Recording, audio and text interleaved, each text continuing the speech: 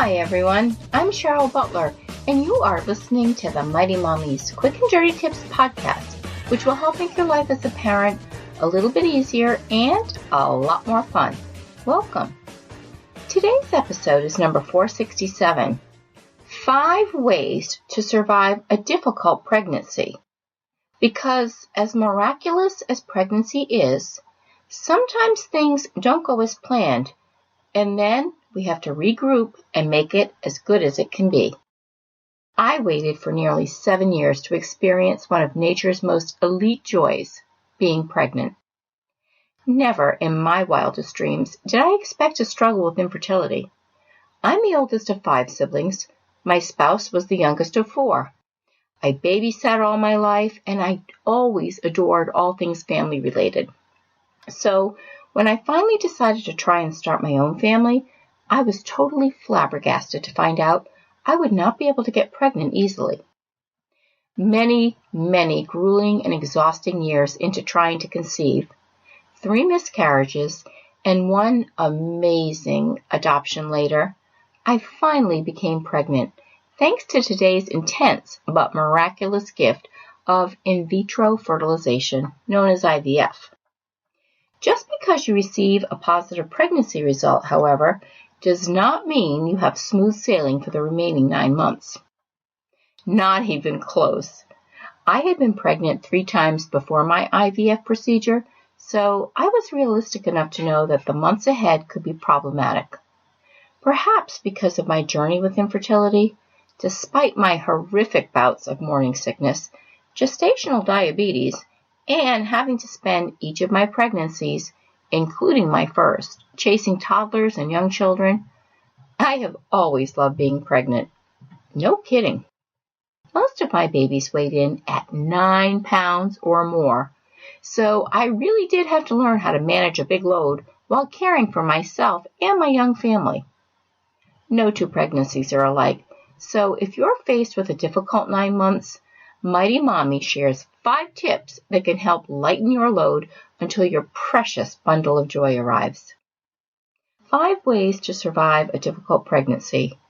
Number 1, be accepting of your medical condition. 2, practice self-care early on. 3, plan ahead. 4, embrace help. And 5, live in mindful gratitude. Let's explore these tips further. Number 1, be accepting of your medical condition. When you first learn you're expecting, you will encounter a myriad of emotions: excitement, joy, anxiety, elation, hysteria, and everything in between. Because I had tangled with the journey of infertility for over 5 years, when I learned I was finally pregnant, I literally sat in disbelief for days. It was one of the most amazing yet scary moments of my life. I didn't honestly believe I was pregnant until those first waves of extreme nausea took hold. When they did, I finally managed to accept that I was going to have a baby. Regardless of whether or not you're under the weather with your pregnancy, the wonderful news is that this is all temporary. And better yet, the end result for all your discomfort yields the best gift in the world, a precious baby. My morning sickness lasted all day long, and for 6 months, not 3. I was very fortunate to have a wonderful relationship with my OBGYN, who had weathered the infertility storm with me and was now one of my biggest supporters throughout my pregnancies. For the many years I tried to conceive, I had very romantic and idyllic notions of how I thought I would feel when I was finally pregnant. Silly me. I thought I'd be glowing, fluttering around, and eating bonbons for 9 months. Little did I know I'd be vomiting night and day, exhausted around the clock, and end up taking insulin for a condition known as gestational diabetes. There went the bonbons. I learned very early on that I had to be patient and accepting of how my body was going to handle my pregnancies. Once I did that, I freed up my emotional state and was better able to go with the flow. After my second pregnancy, I realized that for me, being pregnant meant all-day sickness, not morning sickness. I also learned to treat my gestational diabetes right from the get-go, rather than waiting for the glucose screening, which typically happens at about 24 weeks of pregnancy. Just as I knew my first 6 months of pregnancy would challenge me most, I also found that months 7 and 8 would ignite unbelievable periods of high energy where I could make up for some of the time I was down earlier. By embracing the ebb and flow of how your body functions while pregnant, you can navigate your pregnancy journey with a bit more ease. Tip number 2, practice self-care early on. If you're wondering how taking a little time for yourself can possibly make a difference when each day starts with early morning retching, and you're sure you'll never eat anything but saltine crackers for the rest of your life, think again. Though 9 months can seem endless when you're feeling lousy, you'll be in your last trimester before you know it. And that's when things start to get very busy for expectant moms. Get into the habit early on, even on the days when you're throwing up breakfast for lunch, of finding rituals to soothe yourself. For me, it was a warm bath that helped revive me on even my greenest of days. And as a writer, I always have a journal going. So for each of my pregnancies, I started a journal and wrote everything and anything that was on my mind while waiting for my baby to be born. I have tucked those away in each of my kids' baby boxes for their future reading enjoyment. Start carving out snippets of time just for you the minute you get that positive pregnancy test back, and it will become as much of a habit as brushing your teeth each day. Making self-care a priority can offer you some much-needed respite throughout every stage of your pregnancy, but particularly when you're having a tough go of it. Tip number 3, plan ahead. When you're expecting your first baby, you have no way of knowing how your body is going to respond to this unbelievable miracle growing inside of you. It is simply mind-boggling to watch your body produce a small, incredible being.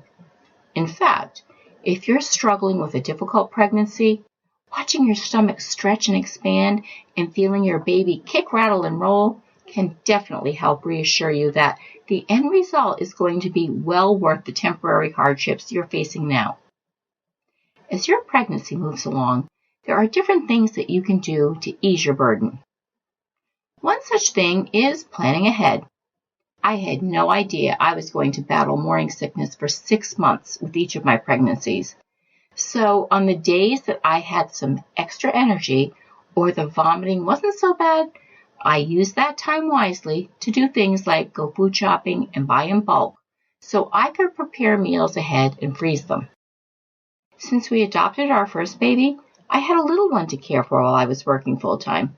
So I paid my babysitter extra to stay and do some laundry and other light housekeeping jobs for me so that I wouldn't fall so far behind.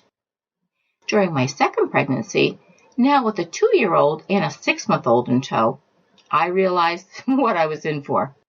I took advantage of a grocery delivery service in our town, and I hired a young girl in our neighborhood to play with my toddler so I could tend to my 6-month-old as well as myself. Paying for these 2 services was well worth it until I felt better later in my pregnancy. For my future pregnancies, and with more young children to care for, I spent my first few weeks of being pregnant planning and organizing tasks, such as meal preparations and finding ways for my older kids to be a bit more independent so that I wouldn't have to wing it when I was feeling so poorly. Tip number 4, embrace help. For some of us, it's just not that easy to ask others for help. I know, because I'm one of those culprits. I don't know if that stems from being the oldest of 5 siblings. I was always used to being the second mom in our family, or if it's just my Gemini personality. But for whatever reason, I never considered it an option to ask for assistance at any point in my life until my first pregnancy. In my episode about embracing pregnancy during motherhood, I share suggestions on how to cope with pregnancy at the same time as raising young children. And my favorite tip was to ask for help. Believe me, I didn't even like asking my spouse for help. But that all changed when I was trying to manage our newly adopted baby's 2 a.m. feedings. I became pregnant when she was 12 weeks old, navigate through wretched months of morning sickness, and work full-time. Something had to give before I collapsed. It was then that I had my husband take over the late-night feedings, which he actually loved doing. And then I took it one step further, and I asked my mother-in-law, yikes, to come be with me a few afternoons when I returned from work. I quickly learned that hell wouldn't freeze over because I needed some extra help, and in turn, my husband and my in-laws felt extremely useful. Make a list of those that you can lean on during this trying time. Neighbors, people from church, retired grandparents make wonderful, kind helpers. Tweens looking for babysitting or mother's helper hours. Someone who might not be working right now and have a few extra hours to lend. Even coworkers that might be able to run some errands for you. And tip number 5, live in mindful gratitude. Ironically, I believe my struggle with infertility is where I became a big believer in practicing daily gratitude. As disappointing and heart-wrenching a period as that was in my life, it also put many things into perspective for me. I wanted something so badly that it nearly consumed me 24/7. But we knew that our ultimate goal was to become parents, and how it happened really wasn't that important. Once I changed my focus from pregnancy to parenthood, I started to view my life much differently, and I made it a practice to look for joyful things rather than dwell on what was lacking in my life. It was then that I started keeping a gratitude journal. That was nearly 30 years ago, and to this day, I still keep a journal of giving thanks. When you're pregnant, especially if you're experiencing one that is very long and difficult, you can get some instant relief by being mindful of the blessings in your life. My colleague, Ellen Hendrickson, PhD, now the Savvy Psychologist podcast, has a terrific episode on the benefits of keeping a gratitude journal and how to cultivate it that further reinforces what a healthy habit this is for all of us. Writing these things down can really reinforce all the positives, and if you start tracking your gratitude now, while you're expecting, once your baby arrives, you will really have lots to jot down. What has made your life easier during a difficult pregnancy? Please share your thoughts in the comments section at quickanddirtytips.com/mighty-mommy, or post your ideas on the Mighty Mommy Facebook page, and please email me at mommy@quickanddirtytips.com. And you can also visit my family-friendly boards at pinterest.com/mightymommyqdt. Wishing you a great week with your family. As always, thank you so much for listening, and until next time, everyone, happy parenting.